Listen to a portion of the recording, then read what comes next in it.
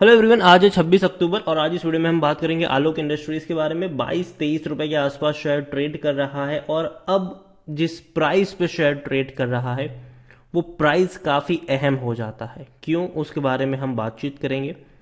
लेकिन उससे पहले अगर आपने अभी तक चैनल को सब्सक्राइब नहीं किया है तो प्लीज़ अभी इसे सब्सक्राइब कर लीजिए, क्योंकि आगे भी बहुत सारे वीडियोस हैं जो वो काफ़ी ज़्यादा हेल्प करेंगे। तो देखिए, आलोक इंडस्ट्रीज 22 से 23 रुपए का शेयर है। मुकेश अंबानी की कंपनी कह सकते हो आप इसको, रिलायंस इंडस्ट्रीज के अधीन है ये। और सेक्टर भैया टेक्सटाइल का है।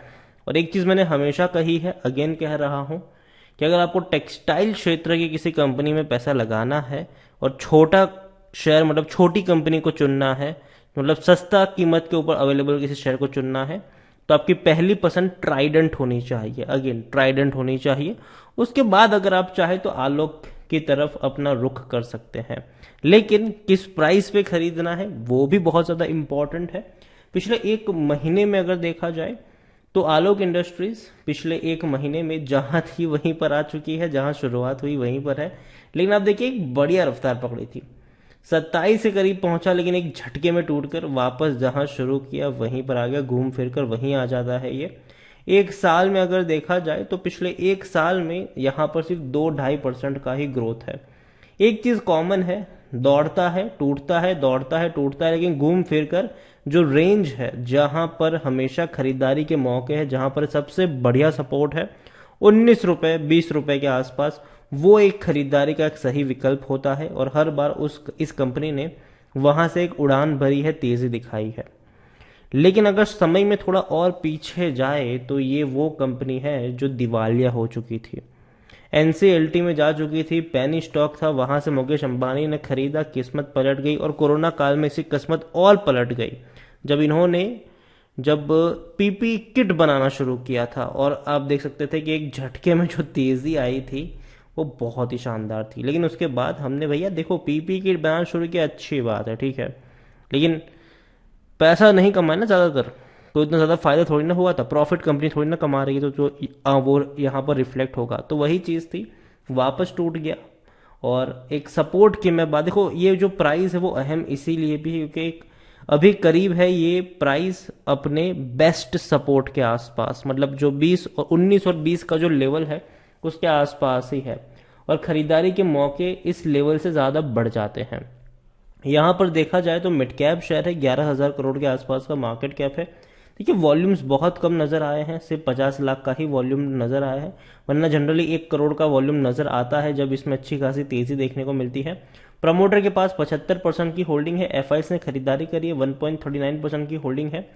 म्यूचुअल फंड इंश्योरेंस कंपनी बहुत ही कम होल्डिंग लेकर बैठे हुए हैं, ज़्यादातर होल्डिंग नहीं है।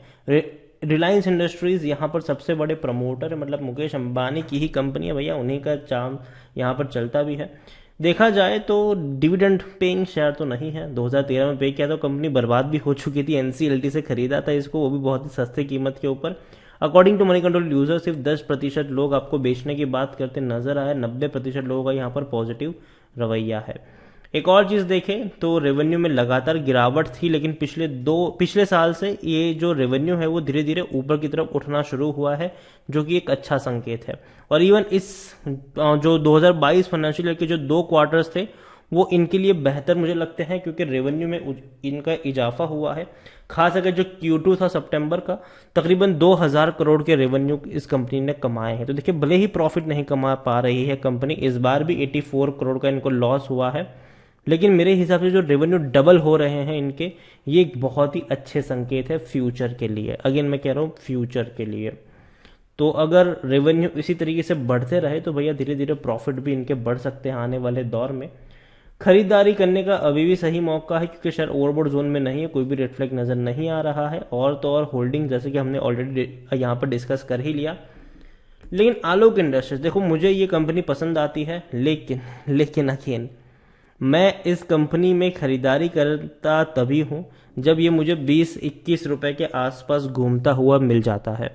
उससे महंगा मैं नहीं खरीदता हूं, क्योंकि देखो जनरली होता क्या है कि हर बार ये तेजी दिखाता है और एक बार इसका मुंह देखने जरूर आता है। और देखो, हर बार हम नहीं कह सकते कि ये आएगा इस लेवल के आसपास, एक वक्त ऐसा भी आएगा जब ये उसको भी तोड़कर बहुत बड़ी रफ्तार दिखा देगा। लेकिन मेरे हिसाब से आलोक इंडस्ट्रीज बुरी कंपनी नहीं है, और जिसके अंडर में है वो भैया डेफिनेटली इंडिया की सबसे बड़ी कंपनी है। और आलोक इंडस्ट्रीज़ को लेकर मैं इतना ही कहूँगा कि 22 और 23 रुपए के बीच में ये शायद झूल रहा है, और जिस लेवल पर है वो लेवल जो धीरे धीरे अगर नीचे जाता है यहाँ से, तो खरीदारी के मौके और भी ज़्यादा यहाँ पर बढ़ जाएंगे। हर नीचे के लेवल पर मुझे लगता है कि अच्छे मौके बनेंगे, लेकिन हाँ, जो आपके रीजनिंग्स है, मतलब जो आपके एक्सपेक्टेशंस है, वो यहाँ पर बहुत हाई नहीं होनी चाहिए कि एक साल के अंदर 100 रुपये का हो जाए, एक साल के अंदर 150 का हो जाए, नहीं होने वाला है ऐसा। लेकिन हाँ, पोटेंशियल है कि अगर यहाँ से ये 20-21 रुपये तक टूटता है तो दोबारा एक साल के अंदर इसमें ऐसी रफ्तार भी आई कि 30 रुपये के आसपास भी आपको ट्रेड होता हुआ नजर आ सकता है। तो यही कहूँगा कि अभी मैं ये नहीं कह रहा हूँ कि जाइए और ख़रीदारी कर लीजिए, यहाँ पर नहीं, लेकिन नज़र रखिए इस कंपनी के ऊपर।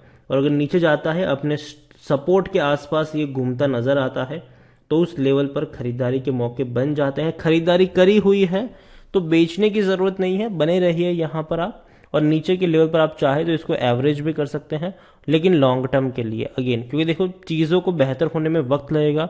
टेक्सटाइल जो इंडस्ट्रीज़ है वो डेफिनेटली देखा जाए तो उतनी ज़्यादा तेज़ी नहीं दिखा रही है, लेकिन सरकार भी कोशिश कर रही है इस इंडस्ट्रीज़ को और ज़्यादा बढ़ावा देने के लिए अपनी पीएलआई स्कीम्स के ज़रिए।